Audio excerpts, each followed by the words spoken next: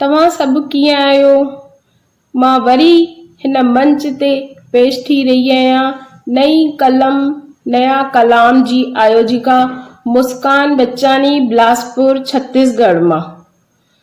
अचो त असां कयूं दाता झूलण जो दीदार, अचो त असां कयूं दाता झूलण जो दीदार, जल थल अंबर जग में जंहिंजी जोत जलवेदार।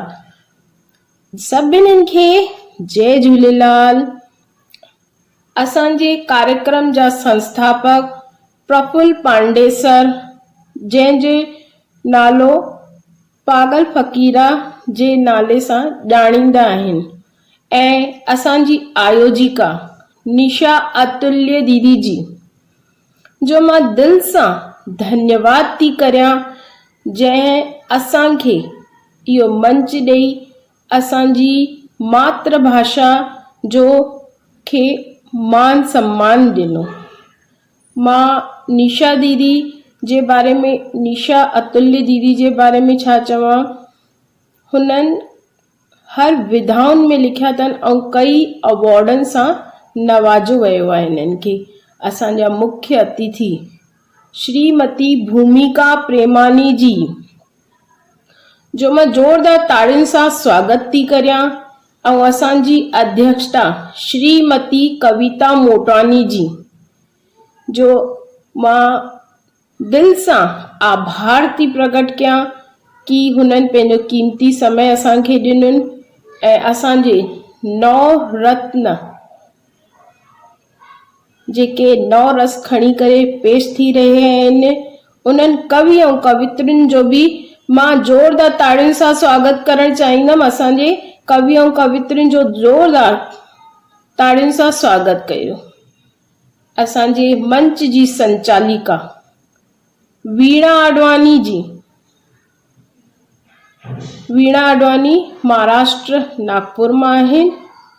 हिननि जा लेख असां पत्र पत्रिकाउनि में छपंदा पढ़ंदा आहियूं ऐं हे संचालन भी कंदा आहिनि। मां वीणा आडवाणीअ सां आग्रह कंदमि कि अची करे पंहिंजो कार्यभार संभालनि ऐं कार्यक्रम खे अॻिते वधाइनि। सभिनी श्रोताउनि जो भी मां ज़ोरदार ताड़ियुनि सां स्वागत कंदमि, जो पंहिंजो समय ॾेई करे हिन कार्यक्रम जी शोभा था वधाइनि। हाणे मां विदा थी वठां, वरी मां तव्हां सां मिलंदसि। जय झूलेलाल।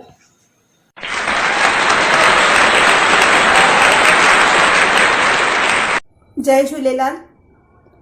मां कवित्री वीणा आडवाणी ऐं मन संचालिका नागपुर महाराष्ट्र मां तव्हां सभिनि जो स्वागत थी कयां ऐं गॾु ई नए कलाम मंच ते उपस्थित सभिनि महाअनुभवियुनि जो भी स्वागत थी कयां।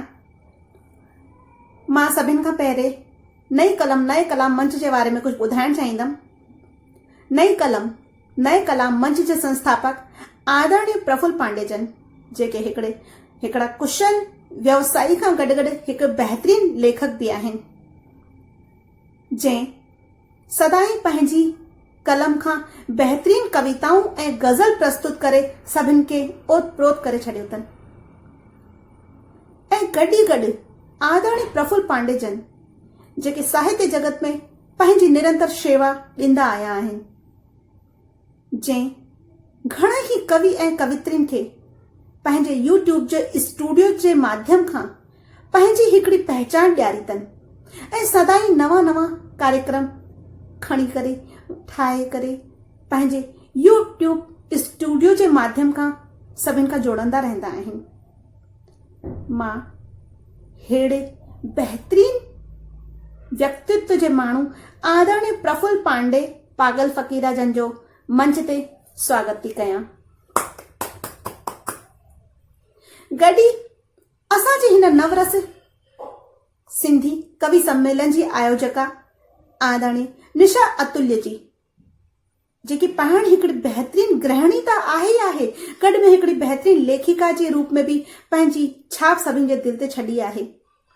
मां आदरणीय निशा अतुल्य जन जो भी मंच ते स्वागत थी कयां। असांजे हिन सिंधी कवि सम्मेलन जी आयोजक आदरणीय मुस्कान बच्चानी जी जेकी बिलासपुर छत्तीसगढ़ मां आहिनि ऐं सदाई सिंधी में हिंदी में पंहिंजी कविताऊं लिखी करे सभिनि खे भाव विभोर कंदी रहंदी आहिनि। मां आदरणीय मुस्कान बच्चानी जन जो भी हिन पवित्र मंच ते स्वागत थी कयां। अॼु असांजे हिन कार्यक्रम जी शोभा वधाइण लाइ जेके असां खां गॾु मुख्य अतिथि उपस्थित थी आहिनि, नागपुर मां आदरणीय भूमिका प्रेमाणी जी जेकी हिकिड़ी बहितरीन समाज सेविका आहिनि, जंहिं लॉकडाउन जे हलंदे खोड़ गरीब माण्हुनि जी शेवा करे हिकु मिसाल कायम कई आहे। घणेई भाउरनि ऐं भेनरुनि खे गॾ में वठी करे हलण वारी आदरणीय भूमिका प्रेमाणी जी जेकी शेवा जगत में सभु अलॻि जॻाई आहे, मां हुननि जो बि मंच ते स्वागत थी कयां। हाणे मां असांजे विच में उपस्थित हुननि कवियुनि खां परिचय कराइण चाहींदमि जेके असांजे विच में नव रस खणी करे उपस्थित थिया आहिनि। अलॻि अलॻि शहरनि मां असां खां गॾु हिन कवि सम्मेलन में सम्मिलित थियण वारा कवि आहिनि। श्रृंगार रस खणी आया आहिनि आदरणीय शत्रुघ्न जसवाणी जी जेके बिलासपुर छत्तीसगढ़ मां आहिनि। मां हुननि जो मंच ते स्वागत थी कयां। हास्य रस जेके सदाई पाण बि खिलंदा रहनि ऐं असीं सभिनी खे बि खिलाईंदा रहनि, अहिड़ो रस खणी करे आया आहिनि असांजा वरिष्ठ कवि आदरणीय बल्लू चोइथानी जी जेके भोपाल मां असां खां गॾु उपस्थित थिया आहिनि। मां उन्हनि जो स्वागत थी कयां। करुण रस, करुणा खां सदाई भरियल कविताऊं असां खां गॾु साझा करण वारी आदरणीय अर्चना चावला जी जेके उदयपुर राजस्थान मां आई आहिनि। मां हुननि जो मंच ते स्वागत थी कयां। रौद्र रूप खां गॾु असां खां गॾु उपस्थित थी आहिनि मंच ते अॼु आदरणीय कविता आहूजा जी जेके मस्कत ओमान मां आहिनि। मां हुननि जो मंच ते स्वागत थी कयां। वीर रस जेके असांजे शहीदनि जे बारे में सॼो जानकारी ॾींदा आहिनि। वीर रस, हुन रस खे खणी करे असां खां गॾु अॼु मंच ते उपस्थित थी आहिनि बिलासपुर छत्तीसगढ़ मां आदरणीय कविता मोटवाणी जी। मां हुननि जो बि मंच ते स्वागत थी कयां। भयानक रस खणी करे अॼु असां खां गॾु जेकी बहितरीन वरिष्ठ कवित्री जुड़ी आहिनि आदरणीय इंदिरा पूनमवाला शबनम जेके पूना मां आहिनि। मां हुननि जो बि मंच ते स्वागत थी कयां। विभत्स घृणा रस खां गॾु असांजे मंच ते जेके उपस्थित थिया आहिनि आदरणीय कवि एडवोकेट किशन सन्मुखदास भावनानी जन जो बि मां मंच ते ताड़ियुनि खां स्वागत थी कयां। अद्भुत रस जेको सभिनि खे अचरज में विझी छॾे, अहिड़े अद्भुत रस खे खणी करे असांजे विच में उपस्थित थिया आहिनि ऐं कवि ऐं मुंहिंजा पिता साहिब आदरणीय श्री आसूदोमल लछवाणी जी। मां हुननि जो बि मंच ते स्वागत थी कयां। शांत रस जेको सदाई असांखे प्रभु भक्ति में लीन रहण लाइ प्रेरणा ॾींदो आहे, अहिड़ो रस खणी करे असां खां गॾु उपस्थित थी आहिनि हिन मंच ते कवि वीना बोलाकी जी जेके मस्कत ओमान मां आहिनि। मां हुननि जो बि मंच ते स्वागत थी कयां। सरस्वती वन्ना खां गॾु जेकी पंहिंजी मधुर ऐं मिठड़ी आवाज़ खां गॾु असांजे विच असांजे हिन मंच ते पवित्र करण लाइ उपस्थित थी आहिनि आदरणीय निशी मंजवानी जी जेके इंदौर मां आहिनि। मां हुननि जो बि मंच ते स्वागत थी कयां। ऐं कार्यक्रम जे अंत में राष्ट्रगान प्रस्तुत करण वारी आदरणीय कवित्री बिमला भंडारी जेके देहरादून उत्तराखंड मां असांजे विच मंच ते उपस्थित थी आहिनि। मां हुननि जो बि मंच ते स्वागत थी कयां।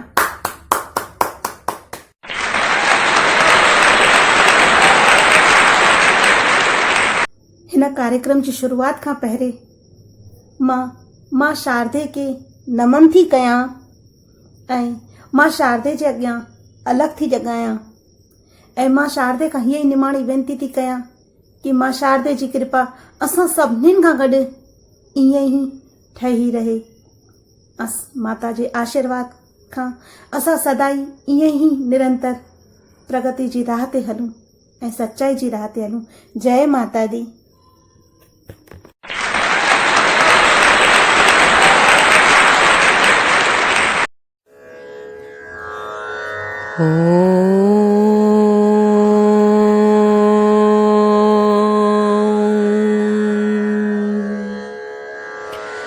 दीप ज्योति परम ज्योति दीप ज्योतिर्जनार्दनः दीपो हरतु मे पापं दीप ज्योति नमस्तुते। शुभं करोतु कल्याणं आरोग्यं सुख संपदः द्वेष बुद्धि विनाशाय आत्मज्योतिर्नमस्तुते। आत्मज्योतिः प्रदीप्ताय ब्रह्मज्योति नमस्तुते। ब्रह्मज्योतिः प्रदीप्ताय गुरुज्योति नमस्तुते। ॐ शान्ति शान्ति शान्तिः।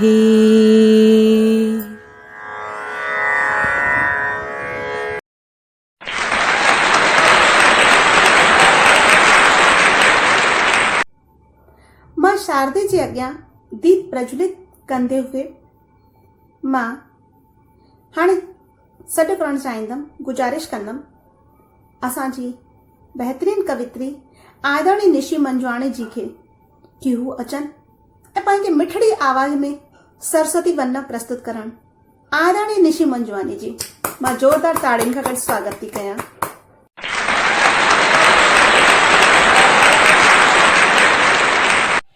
जय झूलेलाल। मां निशी मंजवानी इंदौर मध्य प्रदेश मां नई कलम नया कलाम मंच खे नमन कयां थी ऐं हृदय सां आभार व्यक्त कयां थी। हिते मौजूद मुख्य अतिथि ऐं सभी सम्मानित कवियुनि जो हार्दिक अभिनंदन। जीअं त असां ॼाणूं था कि कोई भी कला विद्या साहित्य मां सरस्वती जी कृपा जे बिना अधूरी आहे। इन करे अॼु हिन कार्यक्रम खे अॻिते वधाइण खां पहिरियों असां सर्वप्रथम मां सरस्वती जी वंदना कंदासीं ऐं हिन कार्यक्रम जी सफलता जी प्रार्थना कंदासीं। अचो सभी मिली करे मां सरस्वती जो आह्वान कयूं। हे शारदे मां, हे शारदे मां, हे शारदे मां, हे शारदे मां, असांखे तू तारी अज्ञानता खां, अज्ञानता खां। तू सुर जी देवी संगीत तुझसां, तू सुर जी देवी संगीत तुझसां, अखर भी है तुझा गीत भी तोसां, गीत भी तोसां, गीत भी तोसां। निरायो साथ अधूरा सामा, निरायो साथ अधूरा सामा, तुझे ही शरणन ते प्यार मिले मां। हे शारदे मां, हे शारदे मां, असांखे तू तारी अज्ञानता खां। ऋषियुनि भी समझो ज्ञानन भी ॼाणियो, ऋषियुनि भी समझो ज्ञानन भी ॼाणियो, वेदन जी भाषा पुराणन जी बाणियो, पुराणन जी बाणियो, पुराणन जी बाणियो। असां भी त समझो, असां बि त ॼाणियो, असां बि त समझो, असां बि त ॼाणियो, असांखे भी विद्या जो अधिकार ॾे मां, अधिकार ॾे मां। हे शारदे मां, असांखे तू तारी अज्ञानता खां। हे शारदे मां,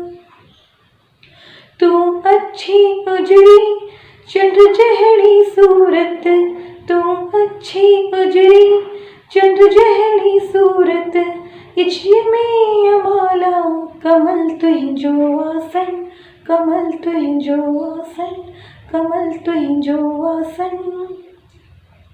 वीणा है तुझे हथन में सजल, हथन में सजल, मथते तुझे मुकुट ॾाढो सुहिणो, ठही ॾाढो सुहिणो। अणॼाणप जो मिटाए ओंधारो, मिटाए ओंधारो, सोझरे जो तू संसार रे मां, सोझरे जो तू संसार रे मां, असांखे बि विद्या जो अधिकार ॾे मां, हे शारदे मां, हे शारदे मां, असांखे तू तारी अज्ञानता खां, हे शारदे मां।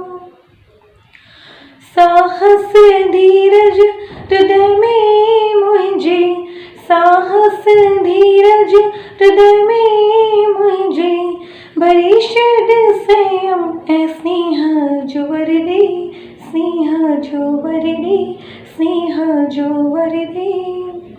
मानवता जा कदम वधाया, मानवता जा कदम वधाया, मुझके अहिड़ी सुठी सुमत ॾे, सुठी सुमत ॾे। सीता सावित्री दुर्गा हर घर में, सीता सावित्री दुर्गा हर घर में, देवी पधारी द्वार सभई मां, द्वार सभई मां, द्वार सभई मां, हे शारदे मां, असांखे तू तारी अज्ञानता खां, अज्ञानता खां, हे शारदे मां, हे शारदे मां। धन्यवाद।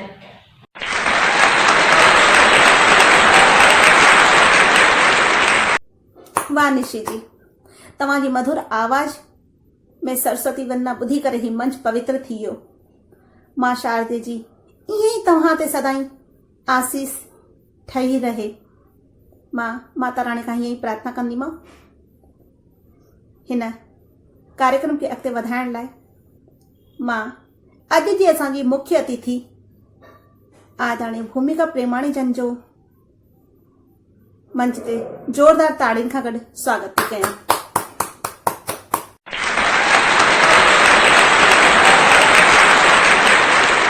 जय झूलेलाल साईं।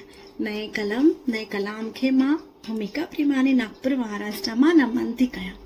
सच नए कलम मंच जे संस्थापक आदरणीय प्रफुल्ल पांडे, पागल फकीरा एवं आयोजक निशा अतुल्य, डॉक्टर दीपिका सिखी एवं मुस्कान बच्चानी जन घणो ई सुठो कार्य कंदे हुए सिंधियुनि कवियुनि खे अॻिते वधाइण लाइ मंच उपलब्ध करायो आहे, जंहिंमें नवरस जेको विलुप्त थींदो थो वञे, इन्ही नवरसनि जे कवियुनि खे एको करे कार्यक्रम जो आयोजन कराए तेता मूंखे हिन मुख्य प्रोग्राम जो मुख्य अतिथि ठाहे करे मूंखे गौरव प्रदान कयो।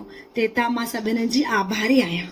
मां पंहिंजी तरफ़ां सभिनी कवियुनि खे ऐं आयोजकनि खे शुभकामनाएं थी ॾियां। मां भूमिका प्रेमाणी।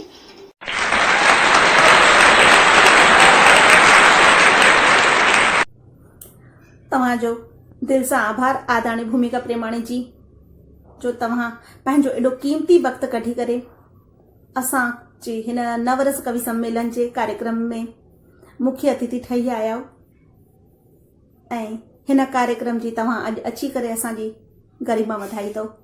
मां दिल सां तव्हांजो धन्यवाद थी कयां।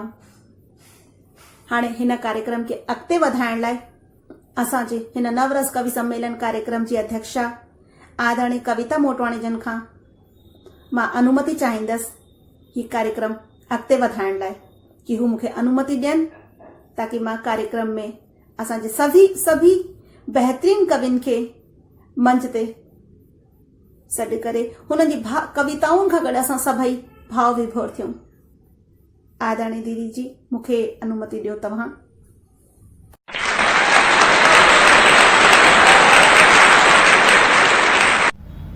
जय झूलेलाल। अॼोको ॾींहुं मुंहिंजे लाइ अणविसरंदड़ आहे, छाकाणि जो असांजी प्रिय संस्था नई कलम नवां कलाम पारां सिंधी नवरस कवि सम्मेलन में मूंखे सदारत करण जी नीड ॾिनी वई आहे। मां दिलि सां तंहिं लाइ संदन जी शुक्रगुज़ार आहियां। हीअ संस्था असांजे समाज में साहित्य गतिविधियुनि खे वधाइण लाइ लाजवाब कमु करे रही आहे।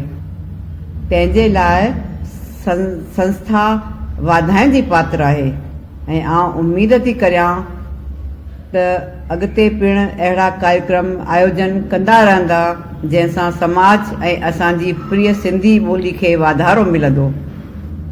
मां वरी ॿीहर श्रीमान संस्थापक महोदय, आयोजक महोदय और संचालक महोदय खे धन्यवाद थी ॾियां ऐं तव्हां पंहिंजो वधीक टाइम न वठी करे मां संचालिका वीणा जी खे कार्यक्रम आरंभ करण जी आज्ञा थी ॾियां। धन्यवाद।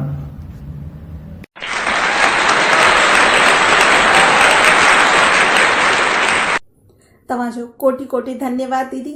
तव्हां मूंखे हिन कार्यक्रम खे अॻिते वधाइण जी अनुमति ॾेई करे मुंहिंजी शोभा वधाई थो। हाणे मां सभिनि खां पहिरें जेके मंच ते जंहिं कवि खे सॾु करणु थी चाहियां, मां हुननि जे बारे में ॿुधाइणु चाहींदमि। श्रृंगार रस जेके खणी था अचनि हुननि जे बारे में चवंदीमांव। जेको प्रेम खां जतलाए थो, जेको प्रेम खे जतलाए थो, दिल में खोड़ उमंग जगाए थो। जेके प्रेम खे जतलाए थो, दिल में खोड़ उमंग जगाए थो। अहिड़ी प्रेम जी अलख खणी करे, अहिड़ी प्रेम जी अलख खणी करे मंच ते श्रृंगार रस कवि श्री शत्रुघ्न जसवाणी सदाई छाए थो। अहिड़ी प्रेम जी अलख खणी करे मंच ते सदाई श्रृंगार रस कवि शत्रुघ्न जसवाणी छाए थो। मां गुजारिश कंदमि असांजा श्रृंगार रस जा कवि आदरणीय जसवाणी साहिब अचनि ऐं पंहिंजी बहितरीन प्रस्तुति ॾियनि। मां जोरदार ताड़ियुनि खां गॾु स्वागत थी कयां आदरणीय शत्रुघ्न जसवाणी जन जो।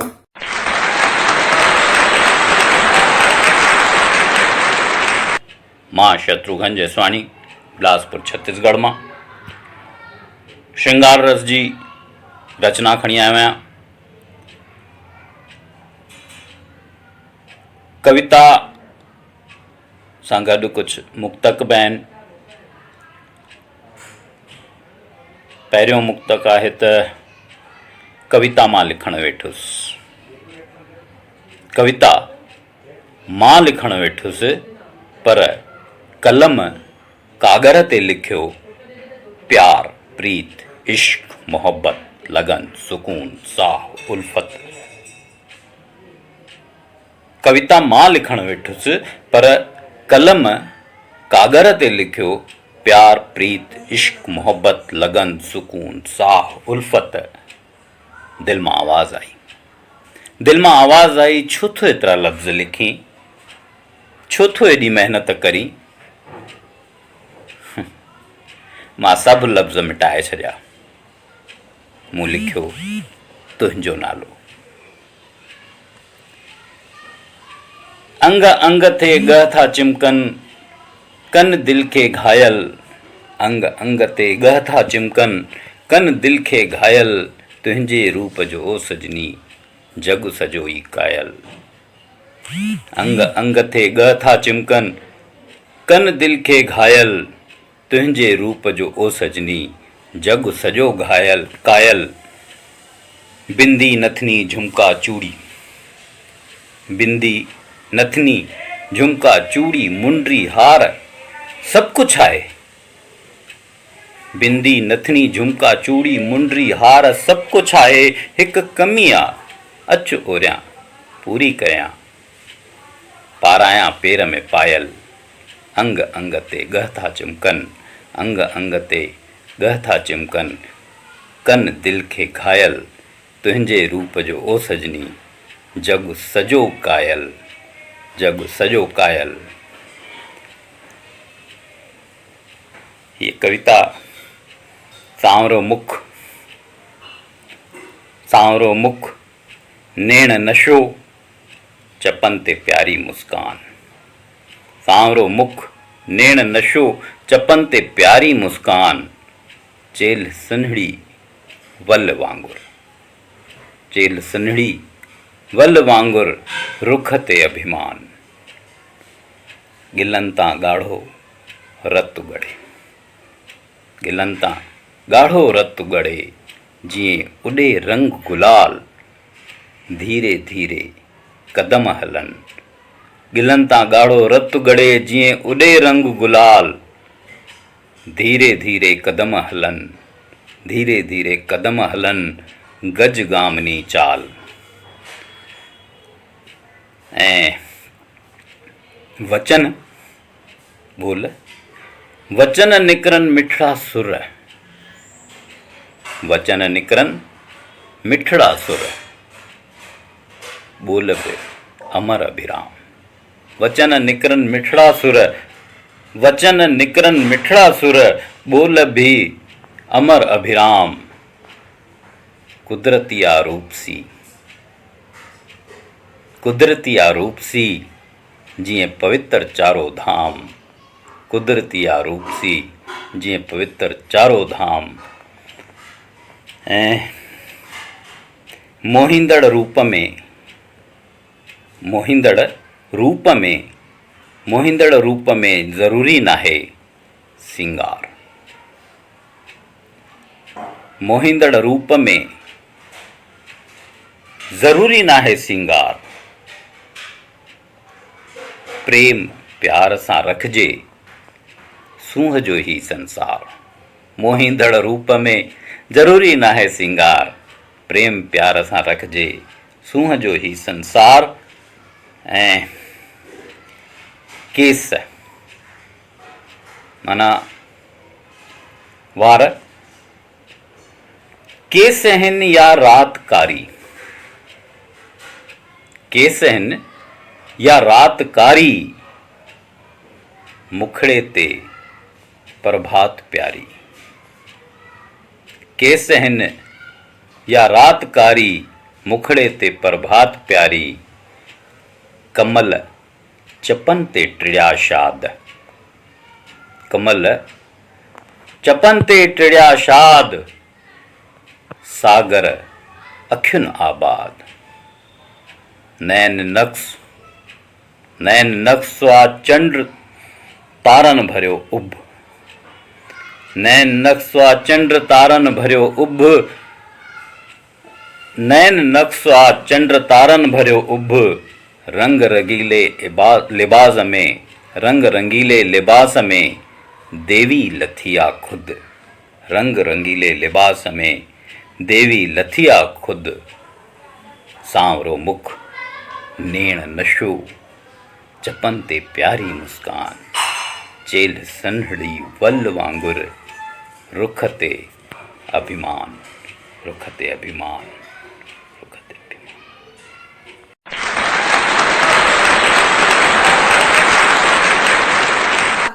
छा ॻाल्हि आहे।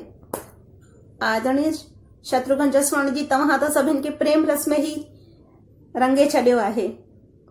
तव्हांजी बहितरीन कविता सभिनि खे ई रंगे छॾे वई आहे प्रेम रस में। अॼु तव्हांजो कोटि कोटि धन्यवाद। हाणे मां जंहिं रस ते कवीअ खे मंच ते सॾु थी करणु चाहियां, आदरण हास्य रस, हुननि जे बारे में मां चवणु चाहींदुमि। पहाड़ त खिलनि, पहाड़ त खिलनि ऐं सभिनीनि खे खिलाइनि। पहाड़ त खिलनि ऐं सभिनीनि खे खिलाइनि। अहिड़ो कलाम लिखी सभिनि खे ॿुधाइनि।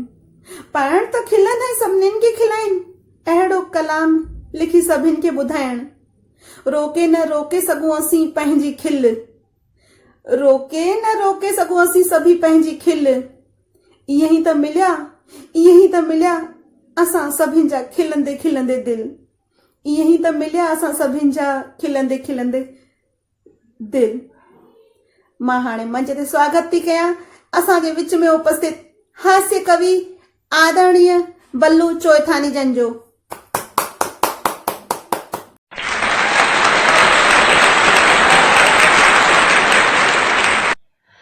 कोशिशि कंदो आहियां माण्हुनि खे खिलाइण जी ऐं पाण बि खिलंदो आहियां, पर कॾहिं कॾहिं टेंशन यार ॾाढा अची वेंदा आहिनि।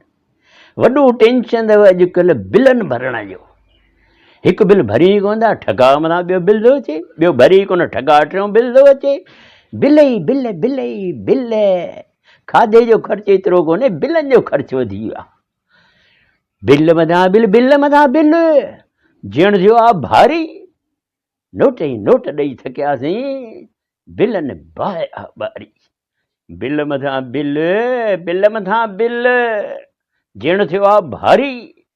नोट ई नोट ॾेई थकियासीं, बिलनि बाहि ॿारी।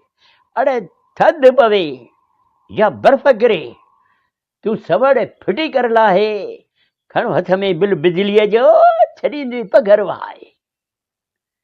थधि पवे या बर्फ़ किरे, तूं सवड़ फिटी कर लाहे, खणो हथ में बिल बिजलीअ जो, छॾींदे पघर वहाए। अरे पाणी पीअंदे, पाणीअ जो बिल ईंदे यादि ज़रूर, चालू थी वेंदे हिॾकी या अध मथे जो सूर। पाणी पीअंदे पाणीअ जो बिल ईंदे यादि ज़रूर, चालू थी वेंदे हिॾकी या अध मथे जो सूर। हाणे उञ मरूं पाणी बि न पीऊं छा? उञ मरूं या ऊंदहि में कयूं वाका कृष्ण मुरारी। नोट ई नोट ॾेई थकियासीं, बिलनि बाहि ॿारी। अरे टेलीफोन लॻायोसीं, बसि वक़्त खे कयो सलाम, वरी मोबाइल आयो, निंड थी वई हराम। टेलीफोन लॻायोसीं, बसि वक़्त खे कयो सलाम, वरी मोबाइल आयो, निंड थी वई हराम। सॼो ॾींहुं आहे टी टी टी टी, त बि मोबाइल प्यारो। मुंहिंजे लाइ त मोबाइल वॾी मुसीबत वारो। परेशान थी पिया आहियूं मोबाइल मां, वरी नओं बिल चालू थी वियो आहे मोबाइल जो। सॼो ॾींहुं लॻो पियो आहे ॼण ट्रा ॾेॾर वारी। नोट ई नोट ॾेई थकियासीं, बिलनि बाहि ॿारी। अड़े बिल मथां बिल, बिल मथां बिल। ॼण थियो आहे भारी। नोट ई नोट ॾेई थकियासीं, बिलनि बाहि ॿारी। अड़े मटे मटे चैनल टीवीअ जा हणा पियो आहे ठहाका। ॾाढो मज़ो पिया यार। मटे मटे चैनल टीवीअ जा हणा पियो आहे ठहाका। मथां डिस्क वारो आयो, चई पैसा कढ काका। अड़े यार वरी नओं बिल चालू थी वियो। मटे मटे चैनल टीवीअ जा हणा पियो आहे ठहाका। मथां डिस्क वारो आयो, चई पैसा कढ काका। अड़े बिल त ॾिनमि, पर अंदर में ॾाढा तीसा अचनि पिया। हाणे ॾिसां टीवी ते लॻे पियो ॼण सभु भूत नचनि पिया। मज़ो ई कोन पियो अचे यार। घरवारी चए ॾिस हीरोइन पई नचे, अड़े मूंखे सभु भूत पिया लॻनि, किथे आहिनि हीरो हीरोइन। बिल त ॾिनमि, पर अंदर में ॾाढा तीसा अचनि पिया। हाणे ॾिसां टीवी ते लॻे पियो ॼण सभु भूत नचनि पिया। हाणे वरी हलायूं लाटूं, छा कयूं, न ॾिसूं टीवी छा? वरी हलायूं लाटूं या विंदुर लाइ वठूं तूतारी। नोट ई नोट ॾेई थकियासीं, बिलनि बाहि ॿारी। अड़े बिल मथां बिल, बिल मथां बिल। ॼण थियो आहे भारी। नोट ई नोट ॾेई थकियासीं, बिलनि बाहि ॿारी। हाणे घुमण फिरण जी आदत छॾे। नो मॉर्निंग वॉक, नो इवनिंग वॉक, बंदि कयो सभु साईं। छो? घुमण फिरण जी आदत छॾे, वेह घर में पाए सीटर। हाणे हलण जो वठंदव हिसाब, लॻंदे टंगुनि में मीटर। हलण जो बि वठंदे हिसाब, लॻंदे टंगुनि में मीटर।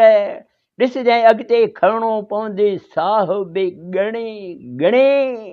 अड़े मानुष जो सो जनम वठे जंहिंखे खुटी खणे। ॾिसजांइ साहु घणो खई साईं, इन जो हिसाब रखंदव, इन जा ॿीहर बिल ॾींदव। ॾिसजांइ अॻिते खणणो पवंदे साहु बि ॻणे ॻणे। मानुष जो सो जनम वठे जंहिंखे खुटी खणे। हिक ॿिए खे ॾींदासीं भूंडा, चरिया थी पवंदासीं न यार बिल भरे भरे। हिक ॿिए खे ॾींदासीं भूंडा, अहिड़ी ईंदी बीमारी। नोट ई नोट ॾेई थकियासीं, बिलनि बाहिया ॿारी अड़े बिल मथां बिल मथां बिल जीअण थियो आहे भारी नोट ई नोट ॾेई थकियासीं बिलनि बाहिया ॿारी।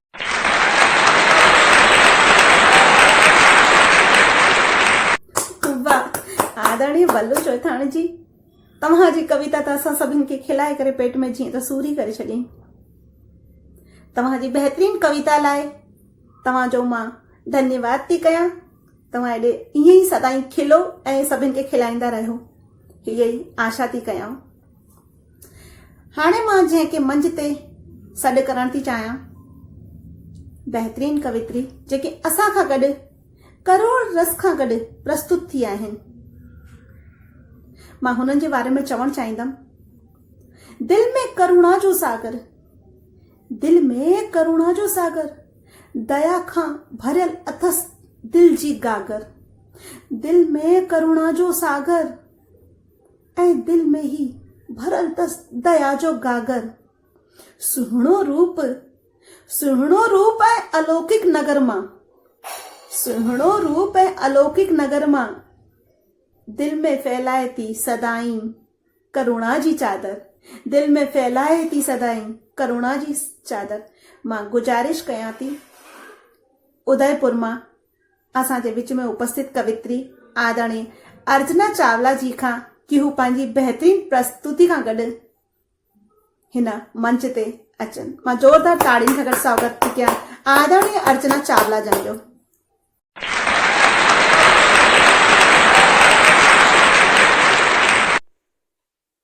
जय झूलेलाल। नई कलम नया कलाम द्वारा आयोजित नवरस सिंधी कवि सम्मेलन में मां अर्चना चावला उदयपुर मां तव्हां सभिनीनि खे मुंहिंजो सादर प्रणाम। मुंहिंजी अॼु जी कविता जो शीर्षक आहे हिस्से में मुंहिंजे छो प्यार न आहे। चईंदा त आहिनि कि छोकिरे और छोकिरी खे बराबरि जो दर्जो मिली रहियो आहे, पर ॾिठो वञे त अॼु बि खोड़ एॾा सारा नंढी नंढी एॾी खोड़ सारी ॻाल्हियूं आहिनि जिते अॼु बि बराबरी जो दर्जन किथे बि न मिलियो आहे। त इहा मुंहिंजी हिकिड़ी नंढड़ी सी कविता आहे जेकी मां कंहिं लेडी खे ॾिसी करे लिखी आहे। उमेद कंदसि कि तव्हां सभिनीनि खे मुंहिंजी कविता पसंदि ईंदी। हिस्से में मुंहिंजे छो प्यार न आहे, छा मां नारी आहियां इन करे मूंखे अधिकार न आहे। हिस्से में मुंहिंजे छो प्यार न आहे, छा मां नारी आहियां इन करे मूंखे अधिकार न आहे। लक्ष्मी चवनि था पैदा थियण ते, लक्ष्मी चवनि था पैदा थियण ते जवानी में पोइ बंदि करनि था घर में। लक्ष्मी चवनि था पैदा थियण ते जवानी में पोइ बंदि करनि था घर में। दोस्ती हिसाब सां मोहब्बत रिवाज सां, दोस्ती हिसाब सां मोहब्बत रिवाज सां, छो प्यार करण जो मूंखे अधिकार न आहे। छो प्यार करण जो मूंखे अधिकार न आहे। हिस्से में मुंहिंजे छो प्यार न आहे। तन बि ॾिनो आहे, मन बि ॾिनो आहे, तन बि ॾिनो आहे, मन बि ॾिनो आहे, धन सां बि ममता खे मां पंहिंजी पूरी कयो आहे। कम सभु करे रही आहियां ॾींहं राति, कम सभु करे रही आहियां ॾींहं राति, तॾहिं बि सपननि जा ताना ॿुधां थी चुपचाप, तॾहिं बि सपननि जा ताना ॿुधां थी चुपचाप। छो मूंखे मर्ज़ीअ सां हलण जो अधिकार न आहे। छो मूंखे मर्ज़ीअ सां हलण जो अधिकार न आहे। हिस्से में मुंहिंजे छो प्यार न आहे। शादी कंदे ई पंहिंजो नालो मटायो। तव्हां सभिनीनि खे त पतो ई हूंदो कि असां सिंधियुनि में हिकिड़ो रिवाज़ थींदो आहे कि जीअं ई छोकिरी जी शादी थींदी आहे त छोकिरी जो नालो मटे छॾिबो आहे। शादी कंदे ई पंहिंजो नालो मटायो, अस्तित्व पंहिंजे खे मां भुलायो। शादी कंदे ई पंहिंजो नालो मटायो, अस्तित्व पंहिंजे खे मां भुलायो। दर्द इहो घटि न हुयो छा शरीर में, दर्द इहो घटि न हुयो छा शरीर में कि स्कूल में भी टीचर ॿार जे नाले अॻियां हुन जे पीउ जो नालो लॻायो। दर्द इहो घटि न हुयो छा शरीर में कि स्कूल में भी टीचर ॿार जे नाले अॻियां पंहिंजे पीउ जो नालो लॻायो। छो मूंखे पंहिंजी पहचान जो अधिकार नाहे? छो मूंखे पंहिंजी पहचान जो अधिकार नाहे? हिस्से में मुंहिंजे छो प्यार नाहे? 9 महीना रखियो, कोख के ॿार में रखियो आ। 9 महीना कोख में ॿार खे रखां थी, बिना ॾिठे उन सां प्यार मां कयां थी। 9 महीना कोख में ॿार खे रखां थी, बिना ॾिठे उन सां प्यार मां कयां थी। लिकी छिपी हर पीड़ा उन जी मां हरां थी। लिकी छिपी उन जी पीड़ा हर मां हरियां थी। बदले में औलादनि जो गुस्सो बि सहां थी। बदले में औलादनि जो गुस्सो बि सहां थी। छो मुंहिंजी ममता जो सम्मान नाहे? छो मुंहिंजी ममता जो सम्मान नाहे? हिस्से में मुंहिंजे छो प्यार नाहे? 40 में ही ॿुढी नज़र अचण लॻा थी। 40 में ही ॿुढी नज़र थी अचां मां, चेहरे जी जुरिन खे ख़ुशी सां थी सहां मां। 40 में ही ॿुढी नज़र थी अचां मां, चेहरे जी जुरिन खे ख़ुशी सां थी सहां मां। अनुभव जो खजानो अंदर पई भरियां मां। अनुभव जो खजानो अंदर पई भरियां मां। पर घर में कंहिंखे समझदार नथी लॻा मां। पर घर में कंहिंखे समझदार नथी लॻा मां। छो घर जो कोई भी वॾो फ़ैसिलो वठण जो मूंखे अधिकार नाहे? छो घर जो कोई भी वॾो फ़ैसिलो वठण जो मूंखे अधिकार नाहे? हिस्से में मुंहिंजे छो प्यार नाहे? हिस्से में मुंहिंजे छो प्यार नाहे? ससु चवे थी मुड़ुसु थकी आयो थी, पाणी उनखे प्यार। ससु चवे थी मुड़ुसु थकी आयो थी, पाणी उनखे प्यार। मां सेखारियो आ त मर्दनि सां न जुबान तूं लड़ाए। मां सेखारियो आ त मर्दनि सां न जुबान तूं लड़ाए। कोख चवे थी ॿारनि साम्हूं पाण खे तूं झुकाए। कोख चवे थी ॿारनि साम्हूं पाण खे तूं झुकाए।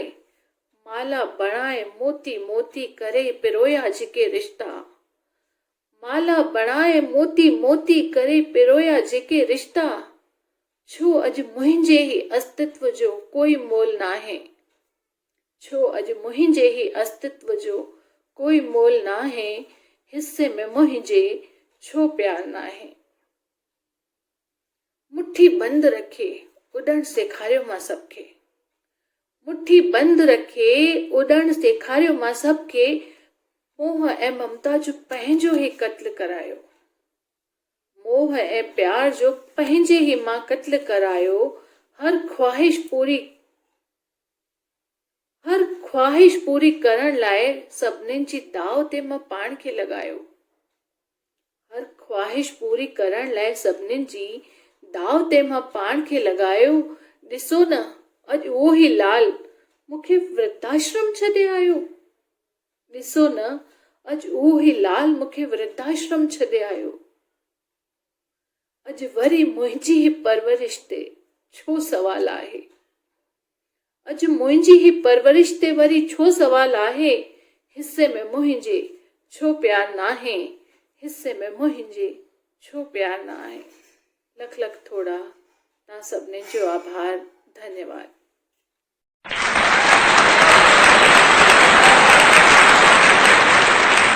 वाह अर्चना जी वाह, तव्हां त असांखे करुणा रस जे बारे में अलॻि जॻाए छॾियो असांजे दिलि में कि कीअं असांखे दया प्रेम सदाई करुणा रखणी खपे हर कंहिंजे लाइ। तव्हांजी बहितरीन प्रस्तुति लाइ मां दिलि सां तव्हांजो धन्यवाद थी कयां। हाणे इन कार्यक्रम खे अॻिते वधाईंदे हुए असांजे विच में उपस्थित रौद्र रूप खां गॾु जेकी कवित्री पेश थी आहिनि, मां हुननि जे बारे में चवण थी चाहियां।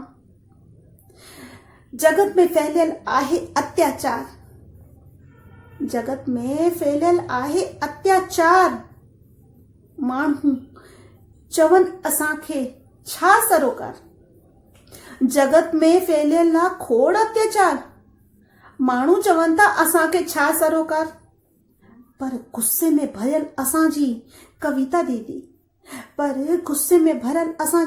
दीदी, चवे थी केर त खणे लट मिटे ही अंधकार। असांजे विच में उपस्थित गुस्से में भरियल कविता दीदी चवे थी केर त खणे लठ मिटे ही अत्याचार।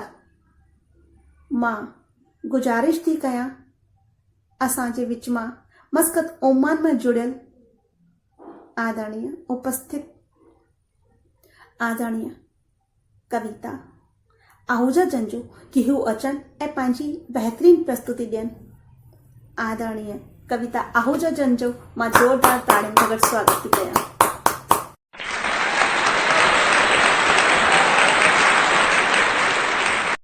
जय झूलेलाल। नए कलाम जे मंच खे मां नमन कयां थी। मां कविता आहूजा मस्कत ओमान मां तव्हांजे साम्हूं हिकु रुद्र कविता पेश करे रही आहियां, जंहिंजो नालो आहे नफ़रत। नफ़रत थी रही आहे दिल में, ॾिस हर तरफ़ रिश्वत खोरी, हर तरफ़ लुट मार, अॼु केॾा न थिया आहिनि अत्याचार औरतुनि ते, अॼु केॾा न थिया आहिनि अत्याचार औरतुनि ते। नफ़रत आहे मूंखे हिन समाज जे पुराणनि रीतियुनि रस्मुनि ते, नफ़रत आहे मूंखे हिन समाज जे पुराणनि रीतियुनि रस्मुनि ते, जिन नंढपण में ॿारनि खे शादीअ जे घेरे में विधो, जिन नंढपण में ॿारनि खे शादीअ जे घेरे में विधो, विधवाउनि खे जलायो, सुहिणी सूरत ते न वञो, पुठियां हिकु भयानक चेहरो आहे, नफ़रत आहे मूंखे हिन मतलबी दुनिया सां, दुनिया ॾिसण में माखी आहे, पर पीआरींदी ज़हर आहे। नफ़रतुनि जा ढेर मन में, केॾा न पाप थी रहिया आहिनि हिन ज़माने में, अॼु कोई कंहिंजो कोन्हे, अॼु पुट पीजो कोन्हे, छा चवां मां अॼु जे हिन माहौल खे, छा ज़हरीली हवा हली रही आहे नफ़रत जी, छा ज़हरीली हवा हली रही आहे हिन नफ़रत जी। सभिनी हिक ॿिए खे परे कयो आहे, नफ़रत जे तूफ़ान हिक देश जा ॿ टुकर कया, नफ़रत जे तूफ़ान हिक देश जा ॿ टुकर कया, नफ़रत जे तूफ़ान हिक घर जा ॿ घर कया। देश में थिया देश गद्दार, छा कयां मां बयान इन्हनि सभिनी जे दिलनि जा टुकर कया, छा कयां मां बयान हिननि सभिनी जे दिलनि जा टुकर कया। अॼु जी नफ़रत दिल में कयो आतंक, अॼु जी नफ़रत दिलनि में कयो आतंक, नफ़रत उन्हनि बंदिशुनि जी जिन औरतुनि खे ॿधी रखियो आ, जोश हो ज़िंदगीअ खे जीअण जो, पर नफ़रत अॼु कयो आहे सभु ख़तम। नफ़रत आहे मूंखे इन नशीलीन दवाउनि जो, जिन सभिनि खे बेहोश कयो आहे। अॼु बिना वजह हिक ॿिए सां जात धर्म जो फैलायो आहे आतंक। बिना वजह हिक ॿिए सां जात धर्म जो फैलायो आहे आतंक। नफ़रत देश खे अॼु खोखलो कयो आहे। नफ़रत देश खे अॼु खोखलो कयो आहे। अॼु उथो सभई पाण मिली, अॼु उथो सभई पाण मिली, भाउर भेनर हिन देश हिन मुल्क मां नफ़रत खे कयूं परे। हिन देश खे मुल्क मां, हिन देश मुल्क मां नफ़रत खे कयूं परे। अचो प्यार शांतीअ सां हिन भारत देश खे सुहिणो बणायूं। अचो शांती सां हिन भारत देश खे सुहिणो बणायूं। जय झूलेलाल, जय हिंद, जय झूलेलाल।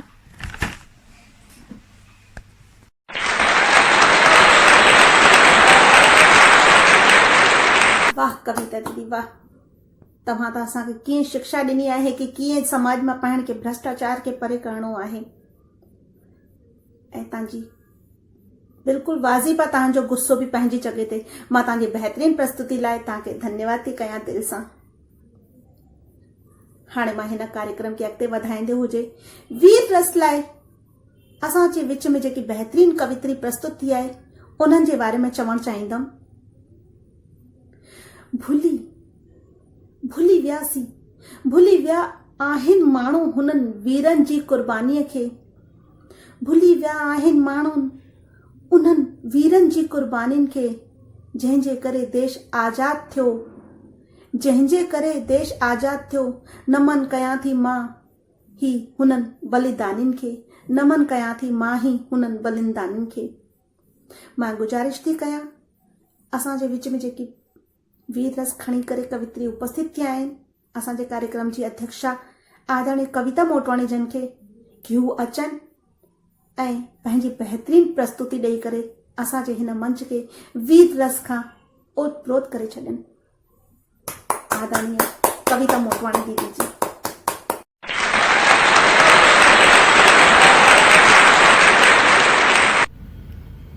जय झूलेलाल। नई कलम नवे कलाम मंच खे नमन। मां कविता मोटवाणी बिलासपुर छत्तीसगढ़ मां सिंध जे वीर अमर शहीद हेमू कालाणी जे बारे में वीर रस जी कविता जो वाचन थी कयां। आज़ादी जी जंग में ॾिनई पंहिंजो बलिदान, ॾिनई पंहिंजो बलिदान। हेमू हो तंहिंजो नालो जेको थी वियो देश ते कुर्बान। हेमू हो तंहिंजो नालो जेको थी वियो देश ते कुर्बान। हेमू कालाणी हुयो महान, हेमू कालाणी हुयो महान। हेमू कालाणीअ 23 मार्च 1923 में सिंध जे सखर में जनम वरितो। हेमू कालाणीअ 23 मार्च 1923 में सिंध जे सखर में जनम वरितो। माता जेठीबाई ऐं पिता श्री पेसूमल जी हुया। हेमू कालाणी बालपण खां ई आज़ादी जो मतवालो हुयो। हेमू कालाणी बालपण खां ई आज़ादी जो मतवालो हुयो। 19 सालनि जी उम्र में कई कम महान, 19 सालनि जी उम्र में कई कम महान। सन 1942 में हेमूअ सिंध में तहलको मचाए ॾिनो। 1942 में हेमूअ सिंध में तहलको मचाए ॾिनो। अंग्रेजी सरकार खे पंहिंजे देश मां कढण जो दमखम ॾेखारियो। अंग्रेजी सरकार खे पंहिंजे देश मां कढण सां पंहिंजो दमखम ॾेखारियो। अंग्रेजनि जी हथियारनि सां भरियल गाॾी खे पलटण जो साहस बि असांजे वीर शहीद हेमू कालाणी ॾेखारियो हुयो। अंग्रेजनि जी हथियारनि सां भरियल गाॾी खे पलटण जो साहस बि असांजे वीर शहीद हेमू कालाणी ॾेखारियो। अलाए केतिरी घटनाउनि खे अंजाम ॾिनई, अलाए केतिरी घटनाउनि खे अंजाम ॾिनई। अंग्रेज हुन जी बेखौफ़ी खे ॾिसी ॾाढा डिॼण लॻा। अंग्रेज हुन जी बेखौफ़ी खे ॾिसी ॾाढा डिॼण लॻा ऐं हुन जी उम्र कैद खे फांसी में मटे छॾियऊं ऐं हुन जी उम्र कैद खे फांसी में मटे छॾियऊं।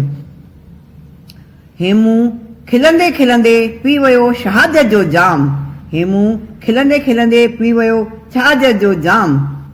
नंढी उम्र में कई फांसी के स्वीकार, नंढी उमिरि में कयईं फांसी खे स्वीकार।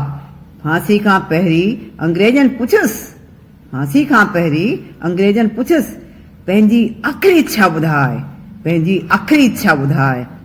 वीर हेमू शहीद चयसि मां पंहिंजे ई देश में जनम वठण थो चाहियां, मां वरी पंहिंजे ई देश में जनम थो वठण चाहियां। इनकलाब जिंदाबाद ऐं भारत माता की जय चवंदे हुन कयो फांसी खे स्वीकार। ऐं भारत माता जी जय कंदे हुन कयो फांसी खे स्वीकार। हुनजो इहो बलिदान की न वयो बेकार। हेमू खे न मंज़ूर हुई ग़ुलामीअ जी जंजीर।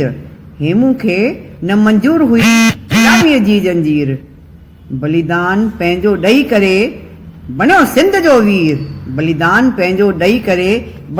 जो वीर। हेमू जा रहिया हौसला सदा बुलंद। पर अंग्रेजनि खे की न आयो पसंद।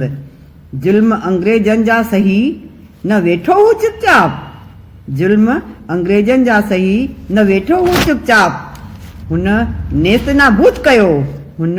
नाबूद कयो ग़ुलामीअ जो ई श्राप।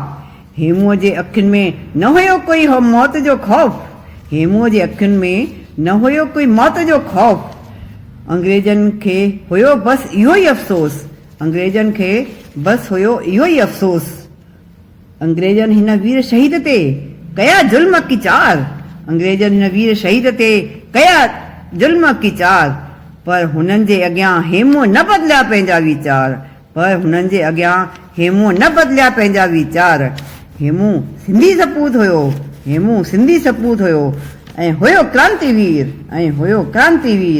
सोनहरी अखरनि में लिखी वियो सिंध जी तक़दीर। तॾहिं त हिकु क़ौमी शाइर पंहिंजे कविता में लिखियो आहे ॼमियो आहीं त अवसि मरंदे मगर मर शेरू नर बणजी हेमू वांगुर बहादुर सूरमो बणजी नमर गीदी गीदड़ बणजी। मेहरबानी, धन्यवाद। भारत माता की जय।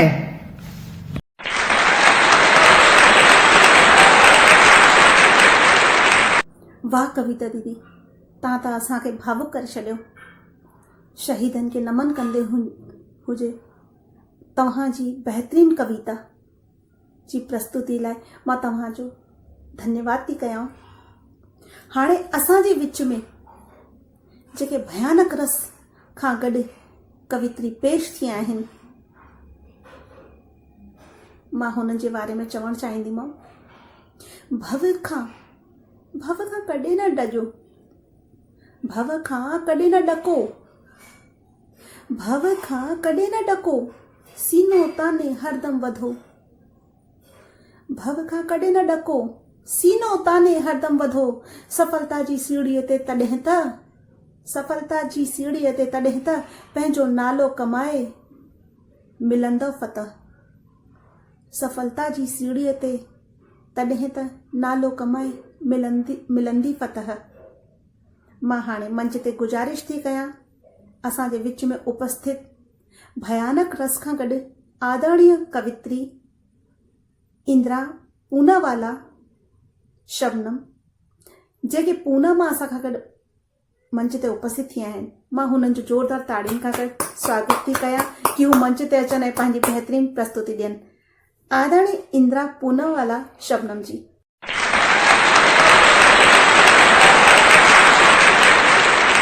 नमस्ते, जय झूलेलाल। नए कलम नए मंच खे नमन। मां इंदिरा पूनावाला शबनम तव्हांजे साम्हूं हिन मंच जे तरफ़ां भय रस यानी कि फेयर डप उनखे पेश करे रही आहियां। हीउ जेको नई कलम नए मंच जे तरफ़ां इहो नव रसनि जो प्रोग्राम रखियो वियो आहे, उन में मां जेको पेश करे रही आहियां सो आहे भय रस डर। fear. त पेशा जेको मुंहिंजो पंहिंजो लिखियलु आहे, दोस्ती ऐं डपु। दोस्ती कंहिं सां रखण में डपु थिए, कंहिं ते भरोसो करण में डपु थिए, कंहिं ते दोस्ती कंहिं सां करण में डपु थिए, कंहिं ते भरोसो करण में डपु थिए, फैलजी ज़हर फ़ज़ाउनि में वियो, फैलजी ज़हर फ़ज़ाउनि में वियो, हाणे ख़ुदि साह खणण में डपु थिए, हाणे ख़ुदि साह खणण में डपु थिए। मतां खंजर न को पुठीअ में हणे, मतां खंजर न को पुठीअ में हणे, भाकी पाए मिलण में डपु थिए, भाकी पाए मिलण में डपु थिए। को मिरू आहे मन सजे मन में, को मिरू आहे मन सजे मन में, नाव इंसान ॿुधण में डपु थिए, नाव इंसान ॿुधण में डपु थिए। ॾेती लेती न जलाए जीअरे, ॾेती लेती न जलाए जीअरे, कंहिंजी शादी ॾिसण में डपु थिए, कंहिंजी शादी ॾिसण में डपु थिए। द्रौपदी चीर हरण दुर्योधन, द्रौपदी चीर हरण दुर्योधन, सच खे साथ ॾियण में डपु थिए, सच खे साथ ॾियण में डपु थिए। अर्श ऐं फर्श ते घमसान ऐं गोर, अर्श ऐं फर्श ते घमसान ऐं गोर, चैन सां निंड करण में डपु थिए, चैन सां निंड करण में डपु थिए। ड्रग कैंसर, ही आखिरी बंदा। ड्रग कैंसर छुरा आतंकवाद ऐं करोना, ड्रग कैंसर छुरा आतंकवाद ऐं करोना। हाणे जी अहिड़े जग मंझि रहण में डपु थिए, अहिड़े जग मंझि रहण में डपु थिए। नमन, मंच खे नमन।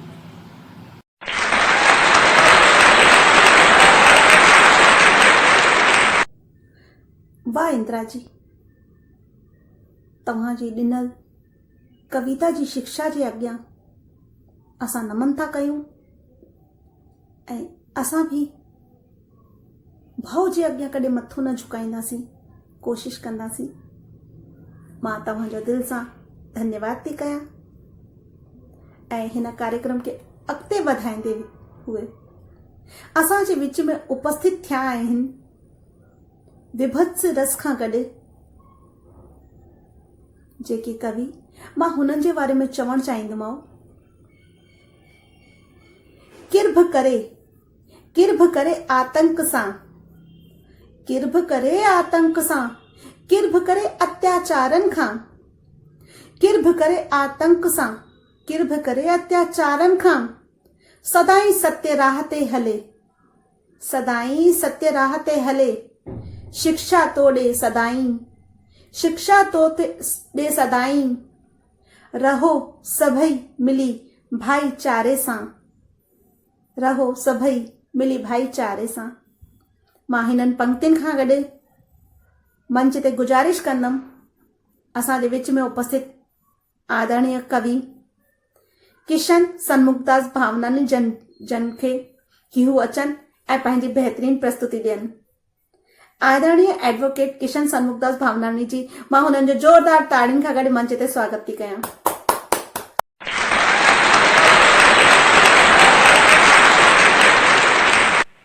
जय झूलेलाल। आदरणीय मंच खे मुंहिंजो प्रणाम, मंच ते उपस्थित सभिनी सेवा भावी जननि खे मुंहिंजो प्रणाम। मां एडवोकेट किशन सन्मुखदास भावनानी, गोंदिया, महाराष्ट्र मां। साथियों, साहित्यकारनि खे ॼाण हूंदी त साहित्य में नव रस थींदा आहिनि। मां उन नव रसनि मां विभत्स रस करणु थो चाहियां। इन विभत्स रस खे तयारु करण में असांजे भावनगर वारे प्रफुल्ल पांडे मूंखे ॾाढो सपोर्ट कयो आहे। मां पहिरीं विभत्स रस में जेकी कविता चवंदुसि उन जे बारे में तव्हांखे शॉर्ट में ॿुधाइण थो चाहियां कि जेॾीमहिल असांखे उते असांजे वॾनि खे ॼाण पई कि भारत जा 2 टुकर थी चुका आहिनि त ओॾीमहिल उते ॾाढो मारो कुटो चालू थियो, हिकु भव जो माहौल थी वियो, हिकु विभत्स उते चालू थी वियो, उन्हनि जो ज़ुल्म चालू थी विया। असांखे उतां भॼाइण जे हिन फिराक में हुया सभु, ऐं असां उतां सभु ख़ाली हथे जेको सामान हथ में थोरो सो खणो आयो उहे छॾे असांजा वॾा सभु भॻा हेॾे हिन पासे ॾे। त ओसि ताईं मां पंहिंजी कविता तव्हांखे हिन में ॿुधाइण थो चाहियां। कविता जो शीर्षक आहे सिंध अमर जा बचड़ा लहू लुहान थी विया। ॼाण थी जॾहिं भारत जा ॿ टुकर थिया, ॼाण थी जॾहिं भारत जा ॿ टुकर थिया, सॼी सिंध क़ौम जा ढढर ढिला थी विया, सॼी सिंध क़ौम जा ढढर ढिला थी विया। सिंध में ॼटनि जा मारा कुटा शुरू थी विया, सिंध में ॼटनि जा मारा कुटा शुरू थी विया। सिंध अमर जा बचड़ा लहू लुहान थी विया, सिंध अमर जा बचड़ा लहू लुहान थी विया। ॼट न्याणियुनि खे असांजे साम्हूं खणी पे विया, ॼट न्याणियुनि खे असांजे साम्हूं खणी पे विया। मारा कुटा करे घर ड्राया पिया विया, मारा कुटा करे घर ड्राया पिया विया। कीअं कयूं काॾे वञूं वीचार मन में आया, कीअं कयूं काॾे वञूं वीचार मन में पे आया। अचानक कहर मथां आयो वाइसर गुम थी विया, अचानक कहर मथां आयो वाइसर गुम थी विया। उहे रातियूं जागी कफन मथे ते खणी कम कया, उहे रातियूं जागी कफन मथे ते खणी कम कया। ॼटनि जा ज़ुल्म सामान घर मां खणी खणी पिया विया, ॼटनि जा ज़ुल्म सामान घर मां खणी खणी पे विया। चयाऊं त भॼो हितां ही ॼटनि जो मुल्क आ, चयाऊं त भॼो हुतां ही ॼटनि जो मुल्क आ। असां हिंदुनि जा कम सभु लही पे विया, असां हिंदुनि जा कम सभु लही पे विया। रस्तनि ते जॾहिं आयासीं लाशुनि जा ढेर किरिया पिया हुया, रस्तनि ते जॾहिं आयासीं लाशुनि जा ढेर किरिया पिया हुया। न्याणियुनि जा लटा लाहे अपहरण कया विया, न्याणियुनि जा लटा लाहे अपहरण कया विया। ॾिठोसीं मुंडी शरीर अलॻि, ॾिठासीं मुंडी शरीर अलॻि। रत जा तलाव हुया, रत जा तलाव हुया। ॼाण न हुई ईअं सिंध अमर जा, ॼाण न हुई ईअं सिंध अमर जा ॻाढ़ा ॻाढ़ा हुई, ॼाण न हुई ईअं सिंध अमर ईअं ॻाढ़ी हुई। साव फाथलो ढिॼ में, साव फाथलो ढिॼ में अलाए छा थींदो, साव फाथलो ढिॼ में अलाए छा थींदो। साईं खे बाॾाए, साईं खे बाॾाए धिका थाॿा खाई, साईं खे बाॾाए धिका थाॿा खाई।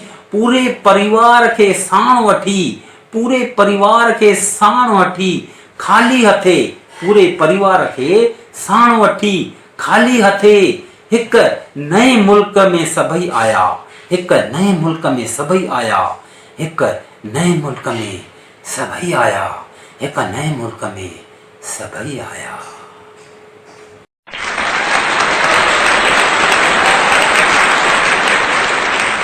वाह किशन जी, तव्हां त हिते वेठे ई वेठे 1947 में थियल भयानक मंजर जो असांखे दरस कराए छॾियो। यादि अची विया हू ॾींहं जॾहिं 1947 में कीअं त मार कुट करे कटे करे असांजी धीउ न्याणियुनि भाउरनि खे ट्रेनुनि में लाशूं भरे भरे करे मोकिलियनि पिया पाकिस्तान में। तव्हांजी हिन बहितरीन रचना लाइ मां तव्हांजो धन्यवाद थी कयां। हाणे असांजे विच में जेके कवि अद्भुत रस खां गॾु प्रस्तुत थिया आहिनि ऐं जेके मुंहिंजा पिता साहिब बि आहिनि, मां हुननि जे बारे में चवण थी चाहियां। प्रकृति जे अद्भुत नज़ारे खे कीअं कागरनि ते शब्दनि खां सजाइनि था, प्रकृति जे अद्भुत नज़ारनि खे कीअं कागरनि ते अखरनि खां सजाइनि था। हिन प्रकृतिअ जे अद्भुत नज़ारनि चंड तारनि सिज वणनि जो वर्णन, हिननि प्रकृतिअ जे अद्भुत नज़ारनि चंड तारनि सिज वणनि जे वर्णन खां ओत पोत करे सभिनीनि खे था हर्षाइनि था, सभिनीनि खे हर्षाइनि था।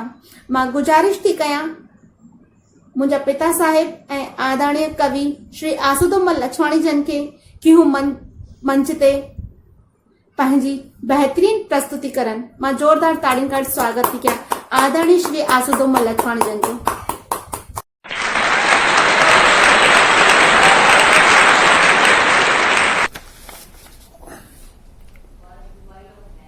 जय झूलेलाल। मां बैरागढ़ मां आसूदो लछवाणी नई कलम नओं कलाम जे मंच खे नमन कंदे अॼु पंहिंजी रचना पेश थो कयां। रचना जो उन्मान आहे सिज ॿुॾी वियो। पेश आहे रचना।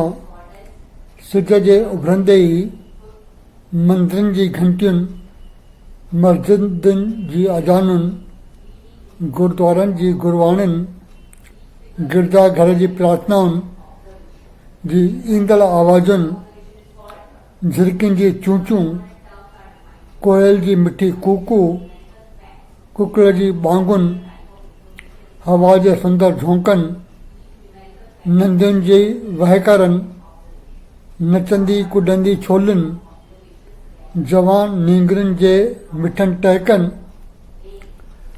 ॿारनि जी मिठड़ी मुरकनि, मजूरनि जे मज़बूत कम में रुधल पेरनि, हारियुनि जा ॿनीअ में हलंदड़ हरनि, उन जो दिलि सां स्वागत कयो। पर उन स्वागत भरे छॾियो सिज खे घमंड जी गर्मीअ सां। उन घमंड सां सिज तपंदो वियो, मथे उभ में चढ़ंदो वियो ऐं छुई वरितई उभ खे। हाणे त सिज में फ़क़ति तपत हुई। उन तपत जे करे मंदिर जा घंट, मस्जिदनि जूं अजानूं, गुरुद्वारे जूं गुरबाणियूं, गिरजाघरनि जूं प्रार्थनाऊं चुप थी वयूं। तपत खां डिॼी करे वयूं झिरकियूं, बंदि थी वई कोयल जी कूकू, हवा खे बि वहणु विसरी वियो, नंदियुनि जो पाणी बि सुकी वियो, नींगुनि जा टहक उफ़ में बदिलजी विया। ॿारनि जी मिठड़ी मुस्क खे बि लूअ जा वहिकरा गिरकाए विया। बख़्श सिज देवता बख़्श सां भरिजी वई धरती माता। ॾिसंदे ॾिसंदे चमत्कार थी वियो। सिज ओलह ॾे वञणु लॻो ऐं धीरे धीरे सिज ॿुॾी वियो। पेश आहे ड्राइवर। कार खे हलाईंदड़ वक़्तु क्लच, गियर ऐं एक्सीलेटर टिनी ते कंट्रोल करण वारो ई सुठो ड्राइवर सॾाईंदो आहे। रफ़्तार तेज़ थी वञे त एक्सीलेटर खे ढिरो छॾिणो पवंदो आहे।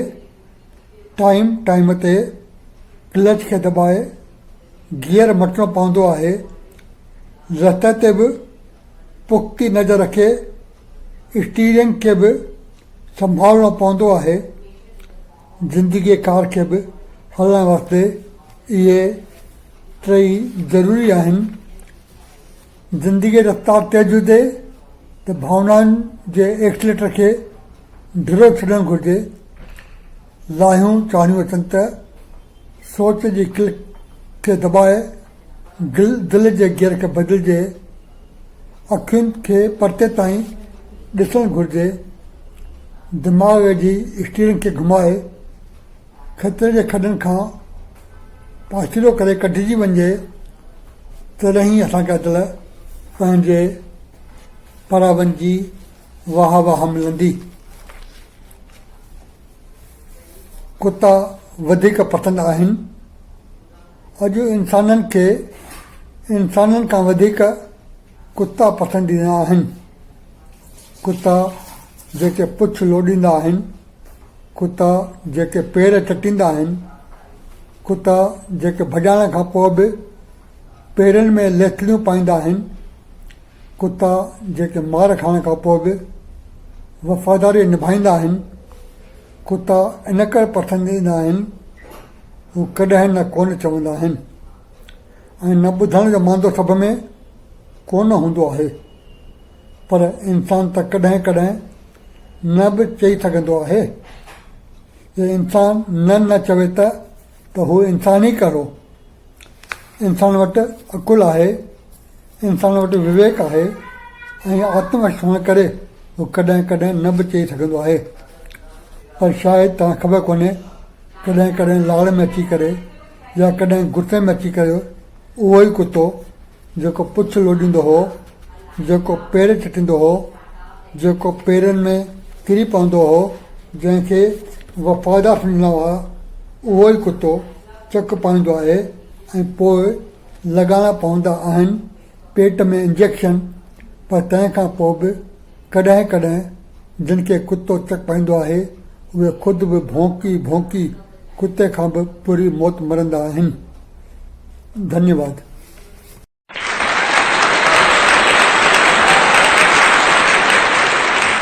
वाह श्री आसूतम लछवाणी जी, तव्हां त प्रकृति जे अद्भुत नज़ारनि जो असांखे पंहिंजी रचना जे ज़रिए ई दर्शन कराए छॾियो। मां तव्हांजो धन्यवाद थी कयां। हाणे असांजे विच में जेके शांत रस खां गॾु बहितरीन कवित्री जुड़ी उपस्थित थी आहिनि, मां हुननि जे बारे में चवण थी चाहियां। दातार जी रहमत खां ई हले थो ही संसार, दाता जी रहमत खां ही हले थो ही संसार, बिन दाता जे रहमत खां नथो थे बेड़ा पार, बिन दाता जी रहमत खां नथो थे बेड़ा पार। हुन जी आहे तव्हां ते रहमत हज़ार, हुन दाता जी तव्हां ते आहे रहमत हज़ार। मां गुजारिश थी कयां, शांतरस जेकी प्रस्तुतीअ लाइ असांजे विच में कवित्री उपस्थित थी आहिनि, मस्कत ओमान मां आदरणीय वीना बोलाकी जी, मां ज़ोरदार ताड़ियुनि खां गॾु स्वागत थी कयां असांजी बहितरीन कवित्री आदरणीय वीना बोलाकी जन जो।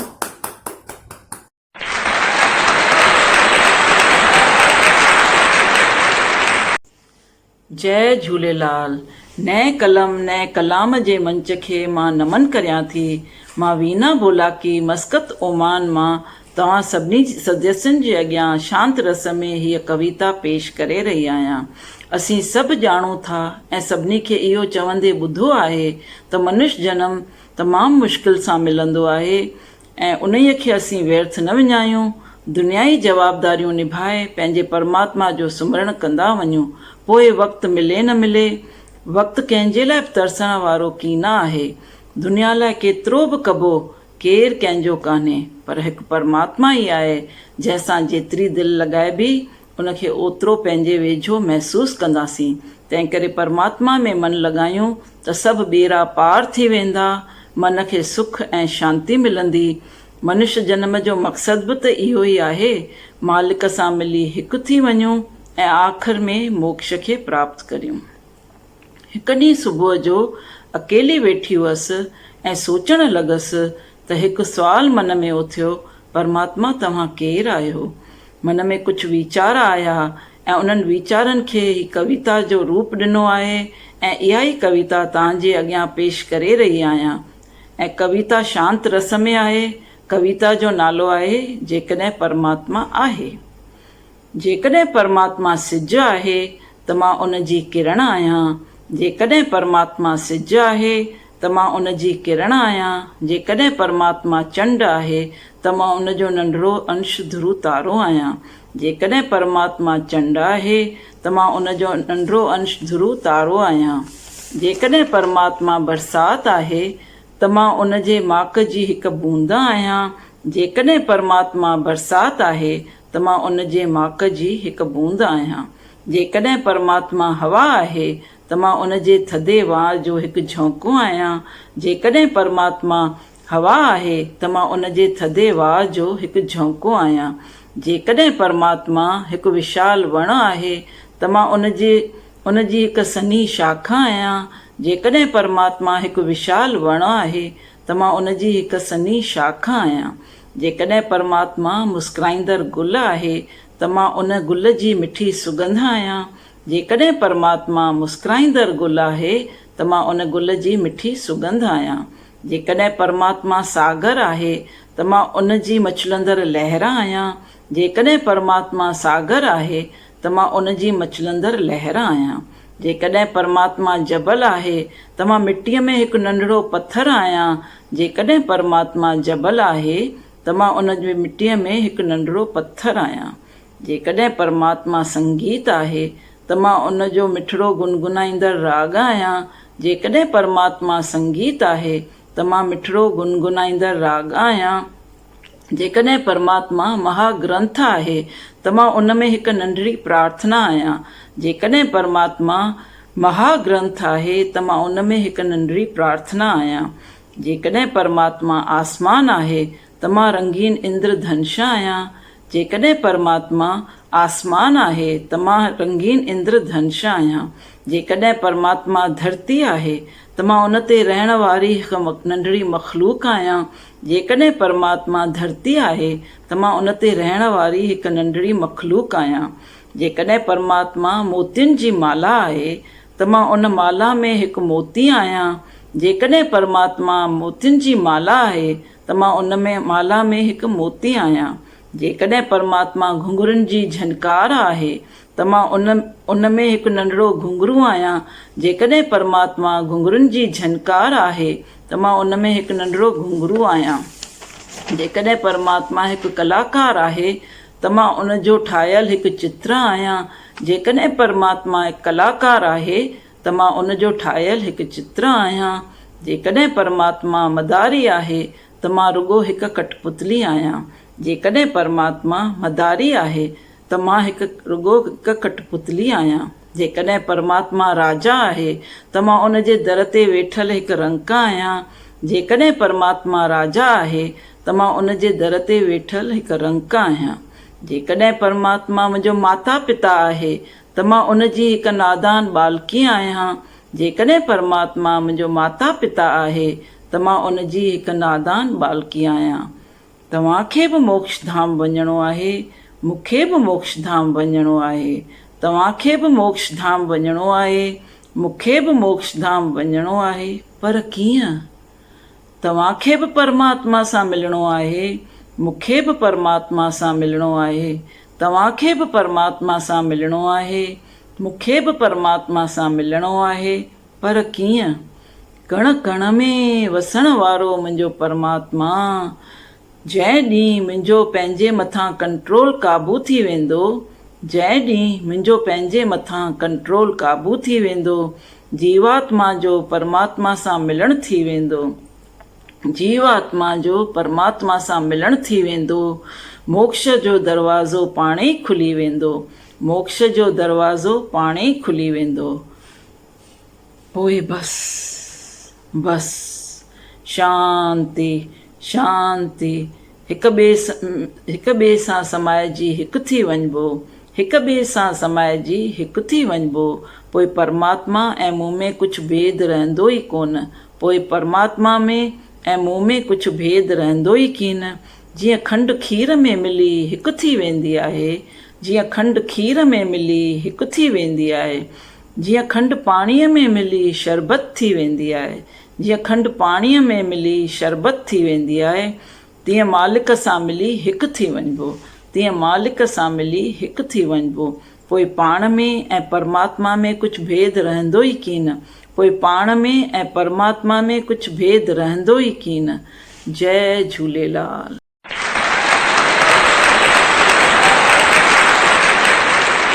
वाह वीना जी, तव्हां त असांखे हुन दातार जी अनगणियल महिमाउनि जे ज़रिए भक्ति रस में रंगे छॾियो अथव। मां तव्हांजो दिलि सां धन्यवाद थी कयां। हाणे हिन कार्यक्रम जी अंतिम कड़ी खे अॻिते वधाईंदे हुए अॼु जे असांजे हिन नवरस कवि सम्मेलन कार्यक्रम जी अध्यक्षा आदरणीय कविता मोटवाणी दीदी जन खे गुज़ारिश कंदीमान कि हू असांखे ॿुधाइनि कि अॼु जो असांजो ही कार्यक्रम उन्हनि खे कीअं लॻनि। आदरणीय कविता मोटवाणी जी।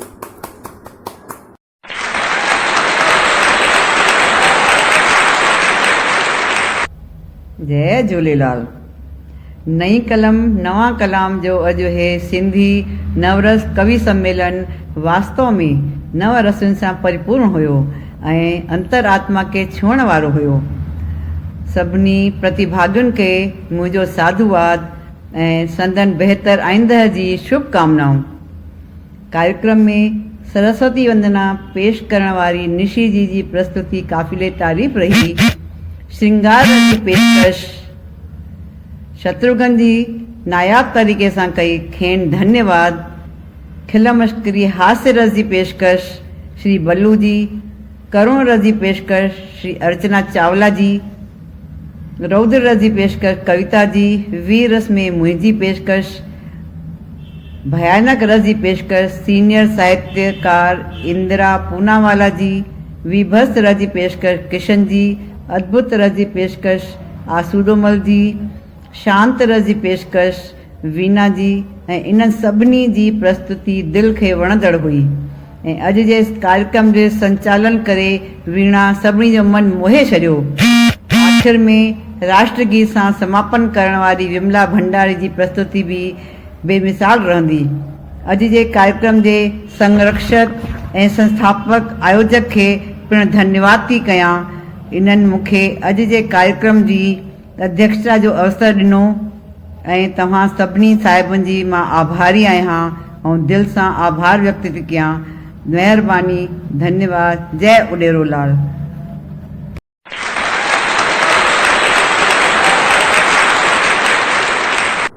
धन्यवाद आदरणीय कविता मोटवाणी दीदी जी तव्हांजो।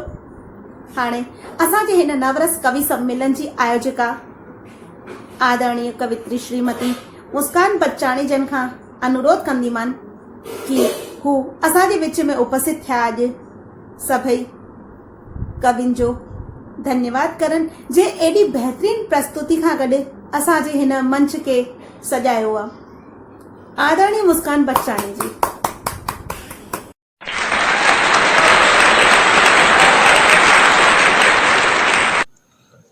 मां मुस्कान बच्चानी नई कलम नया कलाम जी आयोजिका तव्हां सभिनी श्रोताउनि जो दिलि सां आभार थी प्रकट कयां ऐं असांजे मंच जा संस्थापक प्रफुल्ल पांडे सर ऐं आयोजिका निशा दीदी अतुल्य जी जो भी मां दिलि सां धन्यवाद थी करियां जंहिं असांखे मंच ॾेई असांजी मातृभाषा सिंधीअ जो मान वधायो।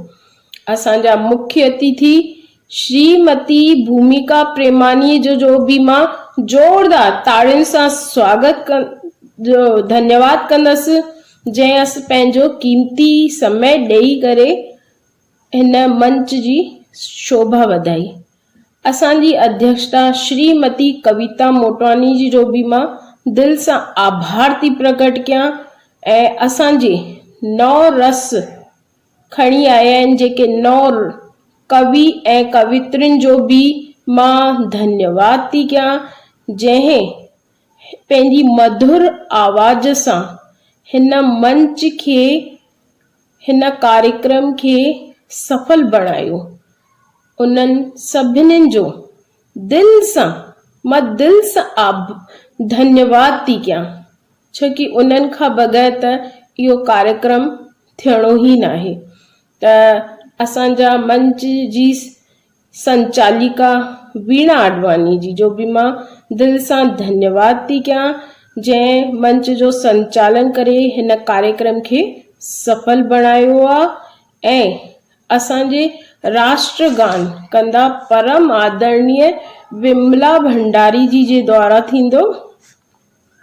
हाणे मां तव्हांजे सामने पंहिंजी स्वरचित कविता पेश थी करियां।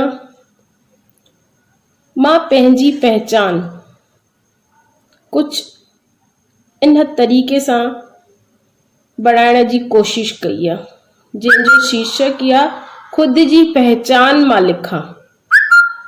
खुद जी पहचान मां लिखां, कलम सां कुछ विशेष लिखां, कलम सां कुछ विशेष लिखां, हर रोज नयो प्रयास कयां। कलम सां कुछ विशेष लिखां, हर रोज मां नयो प्रयास कयां। साहित्य जो ही कणो आहियां, साहित्य जो मां ही कणो आहियां पंहिंजी बस सुञाण लिखां। साहित्य केतिरो वॾो आहे, उन में हिकु समुंड आहे, लेकिन मां त सिर्फ़ हिकु कणो आहियां। मां उन में पंहिंजी हिकु सुञाण लिखां। शब्दनि जी पुष्पांजलि, शब्दनि जी पुष्पांजलि काव्य रस संसार लिखां। शब्दनि जी पुष्पांजलि काव्य रस संसार लिखां। हिम्मत जी हीअ परिभाषा, हिम्मत जी परिभाषा हर रचना महान लिखां। हिम्मत जी परिभाषा हर रचना महान लिखां। ज्ञानी वैरागी संत महात्मा वंदन नमन प्रणाम लिखां। ज्ञानी वैरागी संत महात्मा वंदन नमन प्रणाम लिखां। तपोधाम भारत जी भूमि, तपोधाम भारत जी भूमि जय जय जय श्री राम लिखां। तपोधाम भारत जी भूमि जय जय जय जय श्री राम लिखां। असांजी भारत भूमि, जंहिं असांजी भारत भूमि ते साक्षात परमात्मा भी जन्म वरितो, त असां धन्य आहियूं कि हिन भारत भूमिअ ते जन्म वरितो आहे। कलम में विराजमान, कलम में विराजमान मां शारदे, मां विनती कंदमि मां शारदे सां कि हमेशा मुंहिंजे कलम में विराजमान थी करे ऐं मूंखे सही मार्गदर्शन ॾियनि।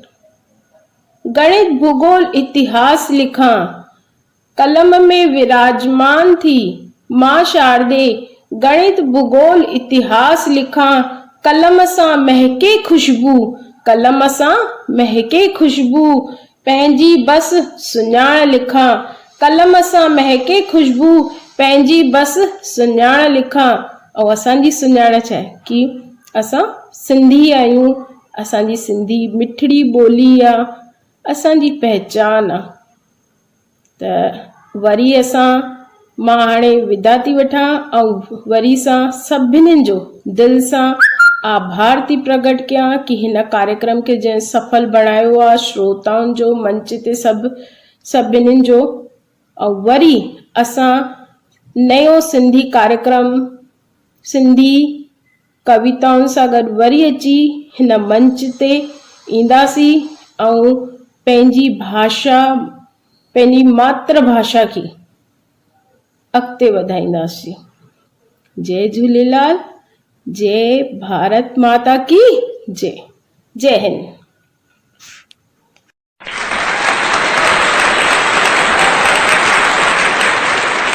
तव्हांजो धन्यवाद मुस्कान बचानी जी।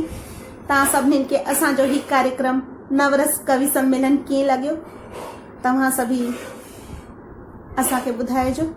असांजे हिन कार्यक्रम खे लाइक कजो, असांजे हिन चैनल खे सब्सक्राइब कजो। असां वरी हिकु नए कार्यक्रम खां गॾु तव्हांजे साम्हूं वरी प्रस्तुत थींदासीं। तव्हां सभिनीनि जो धन्यवाद। हाणे मां वीना आडवाणी तव्हां खां हिन विश्वास खां गॾु विदाई थी चाहियां कि असां जल्द ही वरी नए कार्यक्रम खां गॾु नई कलम, नए कलाम मंच ते उपस्थित थींदासीं। हाणे हिन कार्यक्रम जी अंत में मां गुजारिश कंदमि आदरणीय श्रीमती विमला भंडारी जन खां कि हू अचनि ऐं राष्ट्रगान खां गॾु हिन कार्यक्रम खे समाप्त करनि। मां सभिनि खां गुजारिश कंदीमांव कि तव्हां सभई पंहिंजी पंहिंजी जॻह ते बीहो ऐं असांजे राष्ट्रगान खे सम्मान ॾियो। जय झूलेलाल।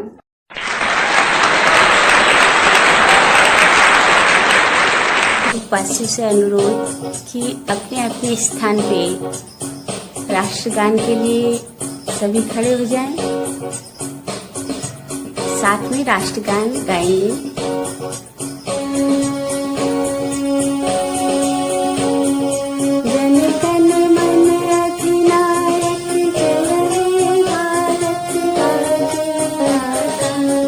पंजाब सिंध गुजरात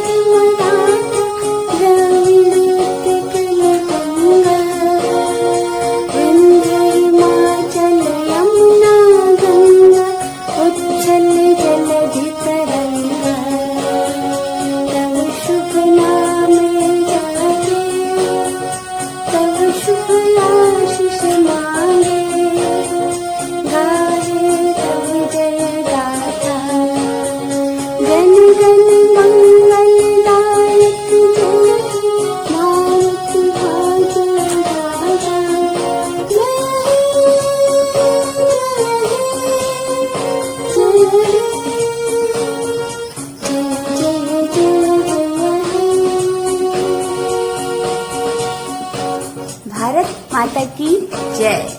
भारत माता की जय। भारत माता की जय।